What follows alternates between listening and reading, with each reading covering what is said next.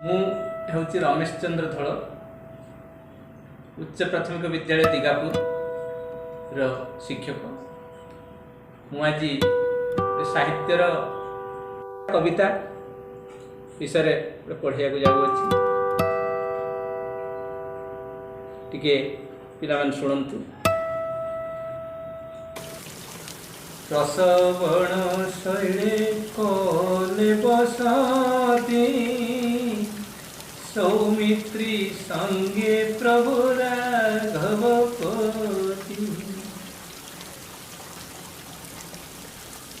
ବରଷା କାଳ ଅଟେ ଉଦ୍ଭିଦ ମିତ୍ର, କିନ୍ତୁ ପଙ୍କଜ ମଲାନୁ ହେ ବିଚିତ୍ର। ଜଳ ଗହଳ ହେଲା ତା ପକ୍ଷେ ଜମ, ଅତି ସମ୍ପଦ ବାବୁ ବଡ଼ ବିଷମ। ରାମଚନ୍ଦ୍ର ଲକ୍ଷ୍ମଣଙ୍କୁ ବର୍ଷା ଋତୁରେ କହୁଛନ୍ତି, ବର୍ଷା କାଳରେ ଜୀବଜନ୍ତୁ ସମସ୍ତେ ହେଉଛି ଖୁସି ଅନୁଭବ କରନ୍ତି, କିନ୍ତୁ ପଙ୍କଜ ଯିଏକି ପଦ୍ମ ପଙ୍କରୁ ଜାତ ସେ ମରିଯାଏ। କାହିଁକି ସେ କହୁଛନ୍ତି, ଲକ୍ଷ୍ମଣକୁ ବୁଝାଉଛନ୍ତି, ବର୍ଷା କାଳ ଗୋଟେ ଉଦ୍ଭିଦ ମିତ୍ର, ଉଦ୍ଭିଦ ମାନଙ୍କର ସମସ୍ତଙ୍କର ମିତ୍ର, କିନ୍ତୁ ପଙ୍କଜ ମାନେ ପଦ୍ମ ମରିଯାଉଛି। କାହିଁକି? ଜଳ ଗହଳ ହେଲା ତା ପକ୍ଷେ ଯମ।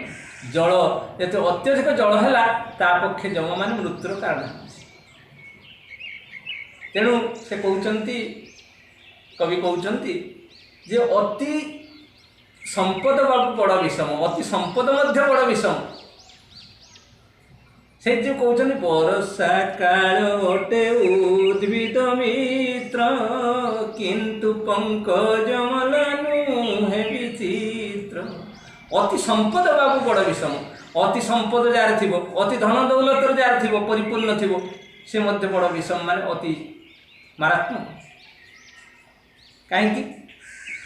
ଅତି ସମ୍ପଦ ବାବୁ ବଡ଼ ବିଷମ। ତେଣୁ ଆମେ ସମସ୍ତେ ଅତି ସମ୍ପଦ, ଦୁଃଖ ଖୁସିରେ ରହିଲେ ମଧ୍ୟ ବିପଦ ଅଛି। ତେଣୁ ଯେହେତୁ ବର୍ଷା କାଳଟା ସମସ୍ତଙ୍କ ପାଇଁ ମିତ୍ର ହୋଇପାରେ, ପଙ୍କଜ ପାଇଁ ଯେହେତୁ ପଙ୍କଜ ମାନେ ପଦ୍ମ ଫୁଲ ପାଇଁ ମୃତ୍ୟୁର କାରଣ ହୋଇପାରେ, ତେଣୁ ଅତି ସମ୍ପଦ ସମସ୍ତଙ୍କ ପାଇଁ ବିଷମ। ତେଣୁ ଆମେ ଭଲ ରହିବାକୁ ହେଲେ ଅତି ଦୁଃଖ ନାହିଁ, ଅତି ଖୁସି ନାହିଁ।